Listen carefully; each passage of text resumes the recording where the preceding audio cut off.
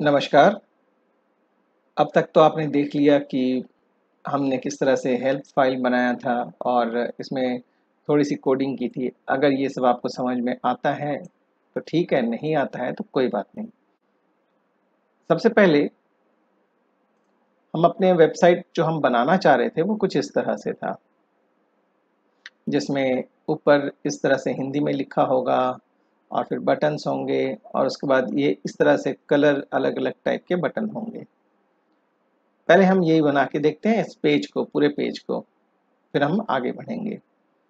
तो इसके लिए हम क्या करेंगे, जो अभी हमारा पेज का सिचुएशन है कुछ इस तरह से है कि अगर आप देखें स्टॉक रिपोर्ट नहीं लिखा है, कलर वही है, इसका कलर भी वही है, इसका कलर और इसका कलर भी चेंज करना है और नाम भी लिखा हुआ चेंज करना है।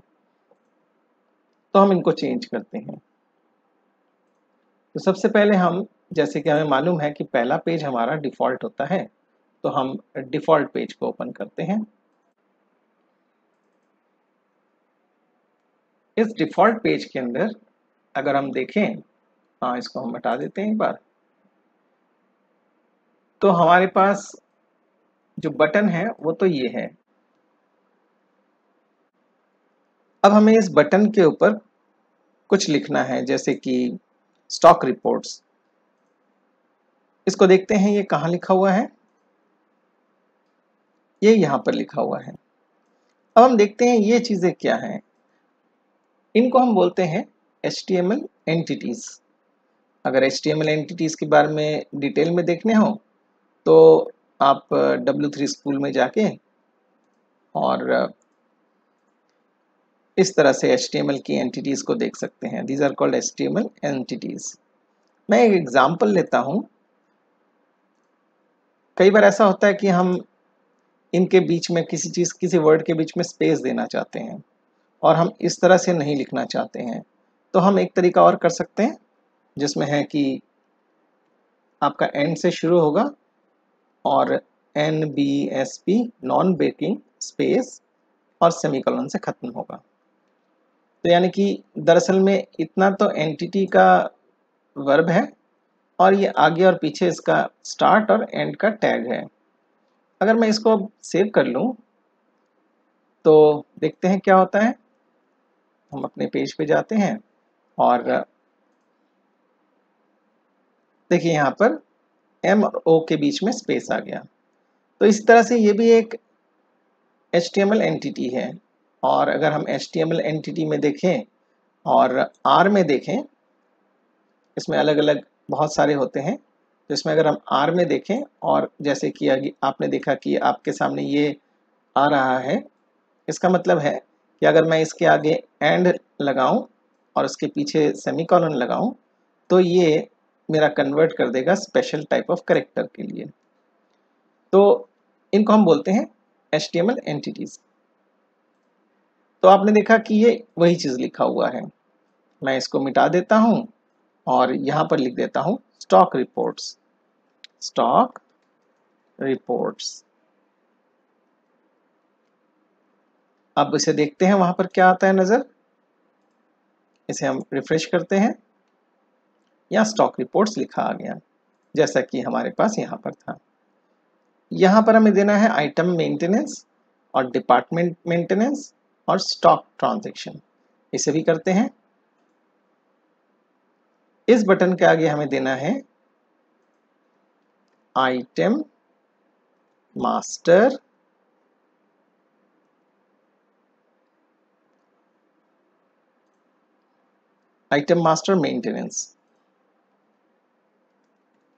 मेंटेनेंस। इसे सेव कर लेते हैं। इसके बाद वाले में हमें क्या देना है बटन में, यहाँ हमें देना है डिपार्टमेंट मेंटेनेंस।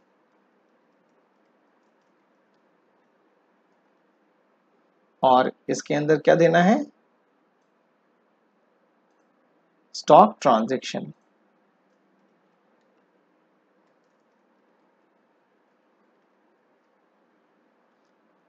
हमने इतना कर लिया और एक बार देख लेते हैं हमारे वेबसाइट में हम कैसा लग रहा है देखने में, वेब ऐप में।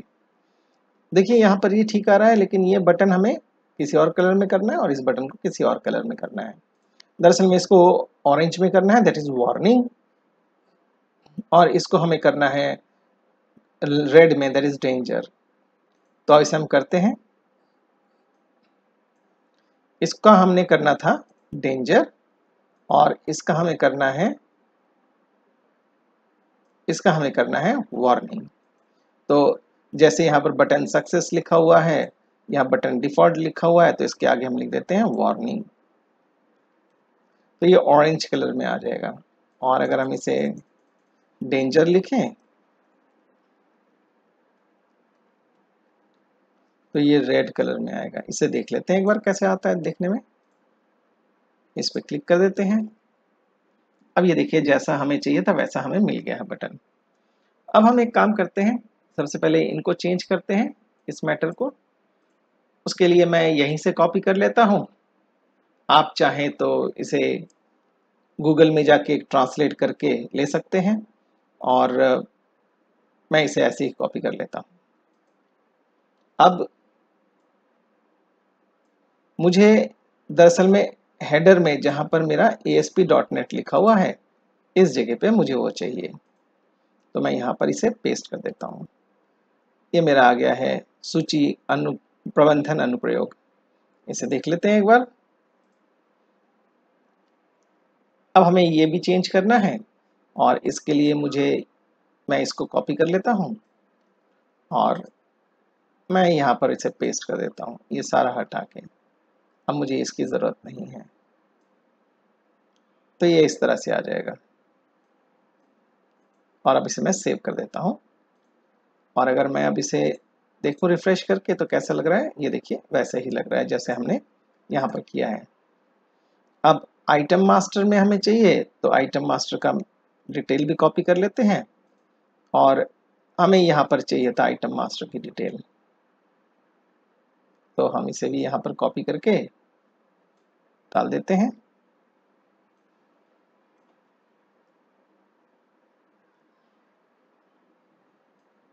ये इस तरह से आ गया, और यहाँ गेटिंग स्टार्टेड की जगह हमें चाहिए था आइटम मास्टर, तो हम यहाँ पर लिख देते हैं आइटम मास्टर। देख लेते हैं आइटम मास्टर। अब यहाँ और यहाँ चेंज कर लेते हैं और फिर देखते हैं।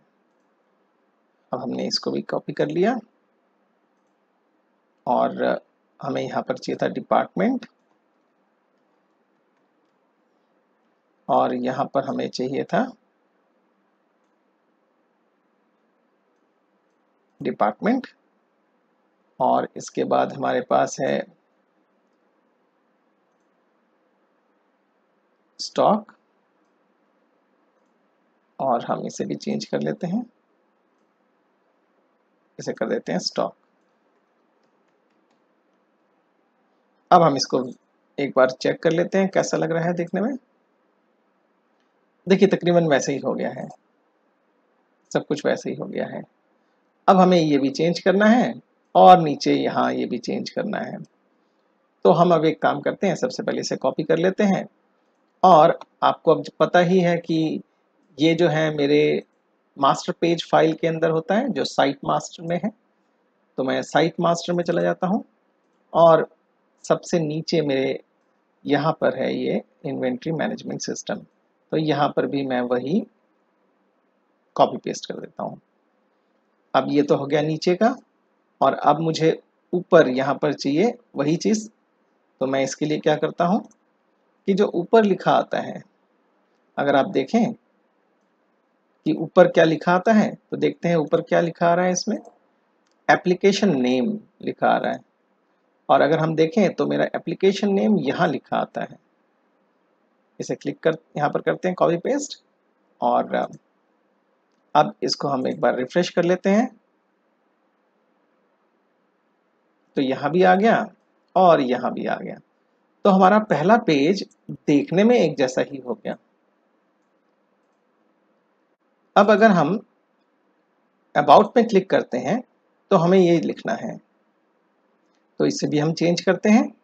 सबसे पहले तो ये मैटर लिखना है, ये मैटर वहाँ देख लेते हैं। यहाँ पर हमारे पास अबाउट में इस तरह से लिखा हुआ है।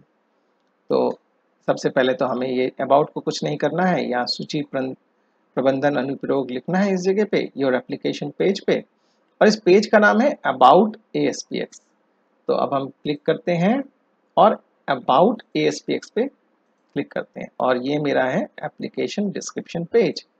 तो मैं यहाँ पर ये लगाना चाहता हूँ, और इस जगह पे मैं क्या लिखना चाहता हूँ, इस जगह पे मैं ये पूरा लिखना चाहता हूँ मैटर। तो इसे भी हम कॉपी कर लेते हैं और इसको यहाँ लिख लेते हैं। अब इसके तरह देखते हैं ये कैसा लग रहा है देखने में। अब हमें पता है कि यहाँ पर एंटर है, ब्रेक नहीं है, और अगर आप यहाँ देखें डिज़ाइनर में तो आपको समझ में आएगा।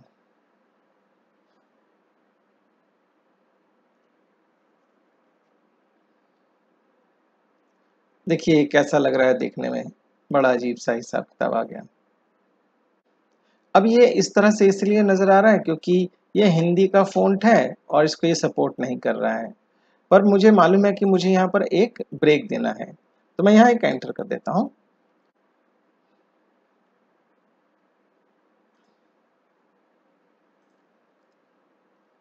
मुझे एक यहाँ पर एक ब्रेक चाहिए और मुझे यहाँ पर भी एक ब्रेक चाहिए, तो यानी कि एक लेजर के बाद ब्रेक चाहिए और एक सिस्टम के बाद ब्रेक चाहिए। तो मैंने एक एंटर तो यहाँ कर दिया है, और अब इसके अंदर मुझे यहाँ पर एक ब्रेक चाहिए। तो इसने क्या किया है, इसने क्या किया हमारे लिए, इसने 3 पैराग्राफ बना दिए हैं। अगर हम देखें तो ये इस तरह से 3 पैराग्राफ आ चुके हैं हमारे पास। अब हम एक काम करते हैं, कभी भी इसको अरेंज करना हो तो आप कंट्रोल और के और फिर कंट्रोल दबाते हुए डी दबाएंगे, तो इससे ये अरेंज कर लेता है। जैसे कंट्रोल के डी एक साथ दबाएं कंट्रोल दबाते हुए, तो आपका ये सेट हो जाता है हमेशा। मैं इसको एक बार और रिफ्रेश कर लेता हूँ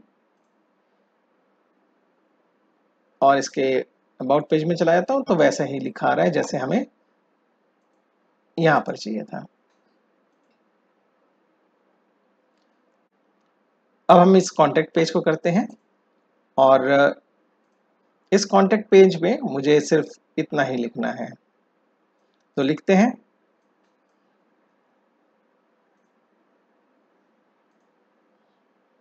ये मेरा कॉन्टेक्ट पेज है, और यहाँ पर मैं लिख देता हूँ लर्न विद सोम, और एड्रेस में मुझे ये लिखना है, जैसे कि यहाँ पर एड्रेस।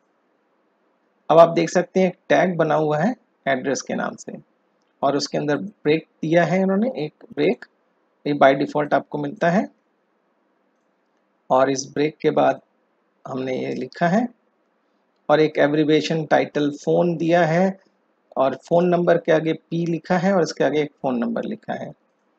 तो हम इसमें भी 9999 लिख देते हैं, और ये हमने लिख दिया 9999। और इसके अलावा एक मेल लिखा है लर्न विद सोमनाथ, तो हम इसमें भी लिख देते हैं, इसमें लिख देते हैं मेल, और इसमें हम लिख देते हैं लर्न विद सोमनाथ। ये एंकर है जो आपने पहले भी किया है, ये एंकर एलिमेंट्स होते हैं। अगर आप इसको डिज़ाइनर पे देखें तो आपको कुछ इस तरह से दिखेगा ये। तो हम एक काम और कर लेते हैं, इस मेल टू में भी लिख देते हैं हम। अब अगर आप ये डिज़ाइनिंग में करेंगे तो कैसे करेंगे वो भी देख लेते हैं। मान लीजिए मुझे इस एंकर को करना है, तो मुझे सबसे पहले प्रॉपर्टीज़ में जाना पड़ेगा, और प्रॉपर्टीज़ में जाके इस एंकर के प्रॉपर्टीज़ को चेंज करना पड़ेगा। जैसे देखिए यहाँ href यानी कि हाइपरलिंक रेफरेंस पॉइंट, अब इसमें जो लिखा है इसमें आप चेंज कर सकते हैं, और इसकी जो टेक्स्ट में लिखा है यानी कि जो ये ऊपर लिखा है ये तो आप टाइप करेंगे तो ये अपने आप ही चेंज हो जाएगा, कुछ भी आप टाइप करेंगे तो यानी कि इसमें आपको दिक्कत नहीं आएगी। और इसको हम हटा देते हैं यहाँ से। अब हम इतना ही रहने देना चाहते हैं, तो ऐसे हम एक बार सेव कर लेते हैं, और इसको एक बार विजिट करके देख लेते हैं, व्यू करके कि कैसा लग रहा है देखने में। हाँ मेरा ये है, और जैसा हमने सोचा था वैसा आ गया है। अब आपने देखा होगा कि मैं इसको क्लिक करता हूं तो अबाउट पेज पे जाता है, इसको क्लिक करता हूं तो कॉन्टैक्ट पेज में जाता है। ये कैसे जा रहा है ये देखते हैं एक बार।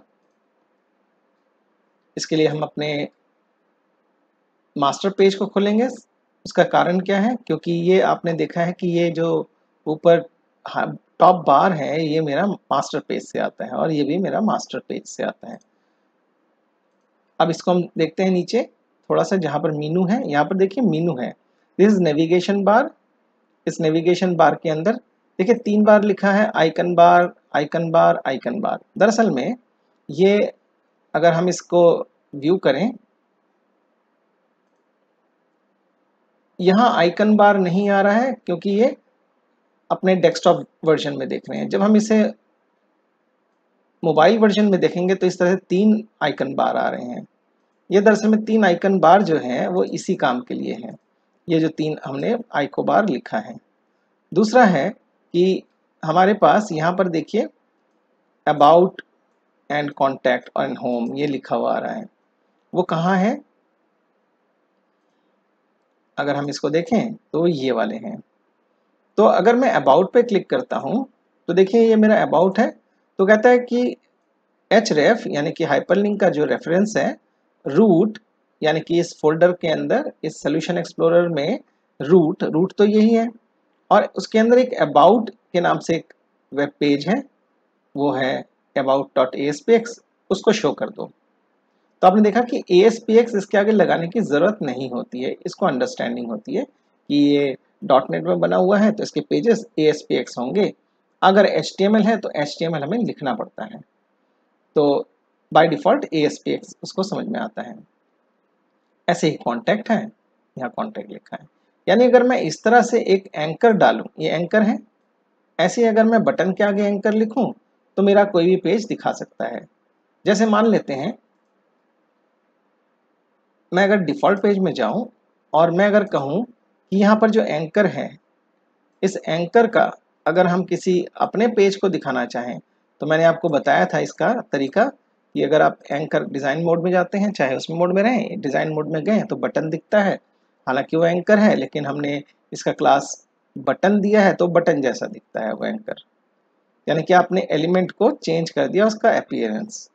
तो एंकर के ऊपर अगर मैं जाऊं और प्रॉपर्टी में जाऊं तो मुझे यहाँ पर एक href का ऑप्शन मिलता है और वो ये है। तो मैंने आपको बताया था कि अगर आप ये नहीं चाहते हैं, फॉर एग्जांपल आप चाहते हैं इनमें से किसी फाइल को यूज़ करना, जैसे मान लीजिए help ASPX, तो इसको क्लिक करते हैं और इसको एक बार सेव करते हैं और अब इसको देखते हैं कि ये काम कर रहा है कि नहीं। तो इसके लिए होम पे जाते हैं और अगर मैं यहाँ क्लिक करूँ तो देखिए नीचे लिखा आ रहा है help.aspx। क्लिक करते ही हेल्प वाली फाइल आ गई मेरे पास। तो यानी कि मुझे यहाँ एक फाइल की ज़रूरत पड़ेगी, इसके लिए भी एक फाइल की ज़रूरत पड़ेगी और इसके लिए भी एक फाइल की और इसके लिए भी एक फाइल की ज़रूरत पड़ेगी। यानी मुझे 1, 2, 3 ASPX पेज या वेब पेज बनाने पड़ेंगे। तो हम एक काम करते हैं, हम एक डमी पेजेस बनाते हैं। सबसे पहले हम बनाते हैं एक स्टॉक के नाम से, स्टॉक रिपोर्ट के नाम से। तो मैं यहाँ लिखता हूँ, एक बार इसको भी देख लेते हैं कि इसमें क्या हो रहा है। अगर हम इस पर क्लिक करते हैं तो देखिए यहाँ लिखा आता है नीचे रिपोर्ट्स, इसको चलाते हैं। देखिए रिपोर्ट्स एक फोल्डर है, उसके अंदर एक स्टॉक समरी के नाम से पेज है। तो हम भी यही करते हैं, हम एक काम करते हैं, इसके अंदर एक फोल्डर बनाते हैं, उस फोल्डर का नाम रख देते हैं रिपोर्ट्स, न्यू फोल्डर, और उसका नाम रख देते हैं रिपोर्ट्स। और दूसरा देख लेते हैं, अगर हम इस पे क्लिक करते हैं तो देखते हैं ये एक मास्टर के नाम से फोल्डर है, उसके अंदर एक आइटम मास्टर के नाम से पेज है।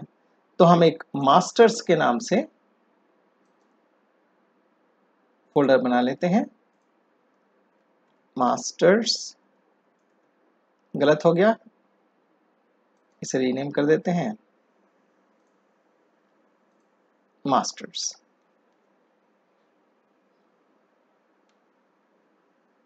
और एक और फोल्डर बनाना पड़ेगा क्योंकि ये देखिएगा इसका जो डिपार्टमेंट भी मास्टर्स में होंगे और स्टॉक जो होगा वो ट्रांजैक्शंस में है, ट्रांजैक्शंस।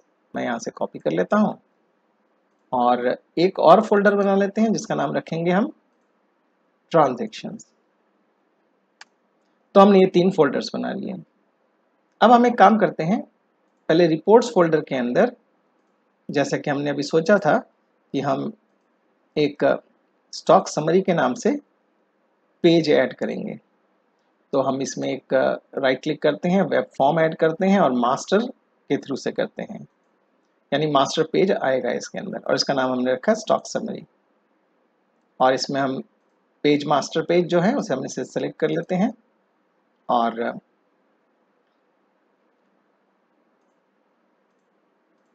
ये आपके सामने आ गया। और इसको हमने क्या लिखना था, हमने सोचा था इसमें हम लिखेंगे से फॉर एग्जांपल हम इस पे लिख देते हैं this page is for stock summary, ऐसे लिख देते हैं और सेव कर लेते हैं। और इसी तरह से मैं जल्दी से जल्दी आपके लिए 2 और बना देता हूँ, मास्टर्स और एक ट्रांजैक्शन। ऐड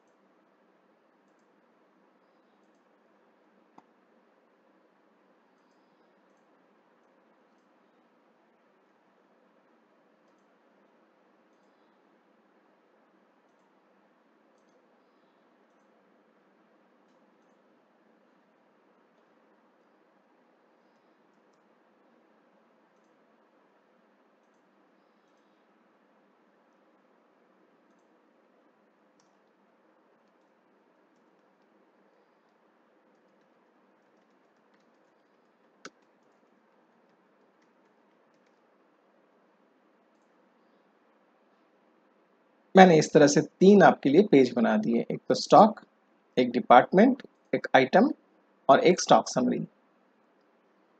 और इनको मैंने एक ट्रांजैक्शन में रखा है, एक को रखा है स्टॉक रिपोर्ट में और इसके अलावा 2 हमारे पास मास्टर्स में आ गए हैं। अब इनको हम जोड़ते हैं अपने डिफ़ॉल्ट पेज में। डिफ़ॉल्ट पेज में जाके अब हम इसकी जगह, जैसे कि मैंने बताया था आपको कि इसकी जगह हम प्रॉपर्टी में चले जाएंगे और प्रॉपर्टी में जाके हम इसका href जो है वो कर देंगे अब रिपोर्ट्स के अंदर स्टॉक समरी ASPX। और ऐसे ही इसके लिए भी करेंगे। रिपोर्ट्स के अंदर ये है आइटम मास्टर, तो मास्टर के अंदर आइटम मास्टर ASPX। ध्यान रखना है आपको कि आपको ASPX पेज को ही सिलेक्ट करना है।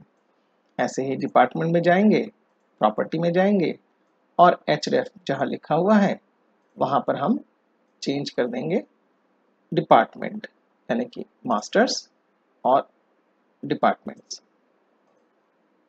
और एक स्टॉक के लिए, स्टॉक ट्रांजैक्शन के लिए ट्रांजैक्शन और स्टॉक, और ये कर दिया हमने। तो इस तरह से हमने इनको सेव कर लिया। तो हम एक बार देखते हैं रिफ्रेश करके कि ये काम करता है कि नहीं। अब देखिए यहाँ नीचे लिखा रहा है स्टॉक समरी, से क्लिक करते हैं तो उसने कुछ एरर दिया है। इस एरर का रीज़न क्या है वो मैं बताता हूँ। जब हम कोई पेज नया बनाते हैं, जैसे अभी मैंने आपके सामने बनाया है, इन पेजेस के साथ मैंने आपको बताया था कि एक प्रोग्राम फाइल भी जुड़ा होता है, और बिना बिल्ड किए हुए ये हमेशा एरर देगा, क्योंकि दरअसल में ये क्या करता है मैं आपको दिखा देता हूँ। ये कुछ बाइनरी फाइल्स क्रिएट करता है फॉर पब्लिशिंग। तो जब ये रन करता है, क्योंकि अब ये कॉम्प्लेक्स पेज है, ये सिंपल HTML पेज नहीं है जो कि प्रेजेंटेशन के काम आता हो, क्योंकि ये प्रेजेंटेशन का फाइल तो ये है, इसके नीचे जो प्रोग्राम के फाइल्स हैं वो ये वाले हैं। ये जब तक आपके कंपाइल नहीं होंगे तब तक ये डिस्प्ले करने में मदद नहीं मिलती हैं। उसका कारण अभी थोड़ी देर में समझेंगे। तो पहले मैं एक काम करता हूँ, इसको रीबिल्ड करता हूँ, और अगर मैं इसको डीबग पे क्लिक करता हूँ तो ऑटोमेटिकली वो हमेशा बिल्ड करता है। तो जब अगर आप इसको इस्तेमाल करते हैं तो आपको बार बार बिल्ड करने की ज़रूरत नहीं पड़ेगी, लेकिन अगर आप कंट्रोल F5 का इस्तेमाल करते हैं तो आपको रीबिल्ड करनी पड़ेगी। इसको रीबिल्ड करने देते हैं। इसने बिल्ड कर लिया है। अब इसको हम रिफ्रेश करके देखते हैं कि ये कैसा लगता है देखने में।